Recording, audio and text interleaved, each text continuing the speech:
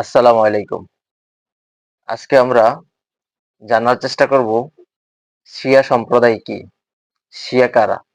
শিয়া শব্দের অর্থ হলো দল বা উপদল। শিয়া সাধারণত বোঝায় হযরত আলী রাদিয়াল্লাহু তাআলাকে অনুসরণকারী গোষ্ঠীকে, যারা রাসূল সাল্লাল্লাহু আলাইহি ওয়াসাল্লামের পরিবারকে কেন্দ্র করে ভক্তি বিশ্বাস গড়ে উঠেছিল। শিয়াদের উৎপত্তির পিছনে যে লোকটি ছিল তার নাম ছিল সাবা। সে ছিল ইহুদি। পরবর্তীতে সে মুসলিমদের ক্ষতি করার জন্য মুসলমানদের লেবাস ধারণ করে।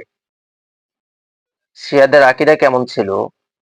নাম্বার 1, তাওহীদের যে এই কালিমা, তারা এই কালিমাকে যথেষ্ট মনে করত না। তারা মনে করত রাসূল সাল্লাল্লাহু আলাইহি ওয়াসাল্লামের নামের পরে হযরত আলী রাদিয়াল্লাহু তাআলার নাম উল্লেখ করা হলেই তাহলে সেই কালিমার পরিপূর্ণতা আসবে। তারা বলে লা ইলাহা ইল্লাল্লাহু মুহাম্মাদুর রাসূলুল্লাহ ওয়া ওলিয়্যু আলিউল্লাহ। এই আকীদায় তারা বিশ্বাসী। নাম্বার 2, তারা ৩০ পারা কোরআনে বিশ্বাস করে না। তারা মনে করে কোরআন শরীফ ৯০ পারা, এবং তারা কোরআনে সংযোজন বিয়োজন করে থাকে, এবং কোরআনের বিষয়ে কোরআনের সংযোজন বিয়োজন করাটা তাদের কাছে খুব স্বাভাবিক মনে হয়। তাছাড়া তারা কোরআনে বিকৃতিও করে থাকে।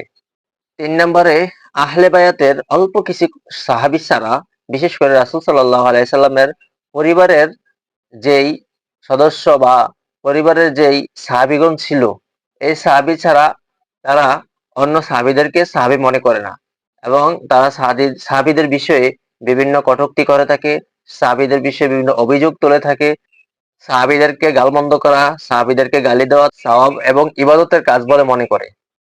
যার চরিত্রের বিষয়ে আল্লাহ তাআলা কোরআনে বলেছেন, সেই মহিষী মহিলার হযরত আয়েশা রাদিয়াল্লাহু তাআলা এর চরিত্রের বিষয়েও শিয়াদের সন্দেহ রয়েছে।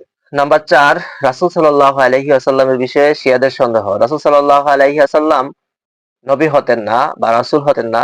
হযরত জিবরাইল আলাইহিস সালাম ওহী নিয়ে আসছিলেন হযরত আলী রাদিয়াল্লাহু তাআলা এর কাছে।